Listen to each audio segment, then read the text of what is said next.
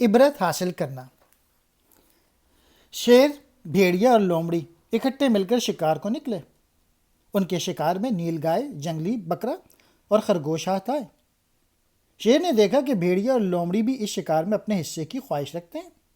اس نے ان کی نیتوں کو بھانپ کر پہلے بھیڑیے کو بلایا کہ وہ انصاف سے تقسیم کرے۔ بھیڑیے نے کہا، بادشاہ سلامت، آپ بڑے ہیں، نیل گائے آپ کے حصے، جنگلی بکرا درمیانہ ہے، وہ میرا حصہ، جبکہ خرگوش لومڑی کا حصہ ہے۔ شیر نے کہا، میرے آگے تیری کیا ہستی ہے کہ میرے ہوتے ہوئے تو انصاف کرے؟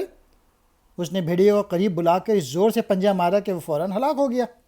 اس کے بعد اس نے لومڑی کو بلایا اور تقسیم کے لیے کہا۔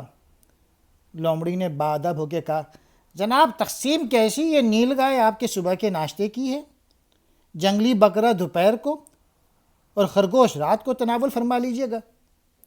شیر اس سے خوش ہوا اور اس کی انصاف پسندی کی داد دیتے ہوئے اس سے پوچھا کہ یہ انصاف کی تقسیم تو نے کہاں سے سیکھی؟ لومڑی نے کہا، جناب بھیڑیے کے انجام سے۔ چنانچہ شیر نے خوش ہو کے وہ تینوں شکار لومڑی کو بخش دیا۔ درس حکایت یہ ہے، دوسروں کے انجام سے عبرت حاصل کرنا عقل مندوں کا شیوا ہے، یہ ان کو انجام بد سے بچا لیتا ہے۔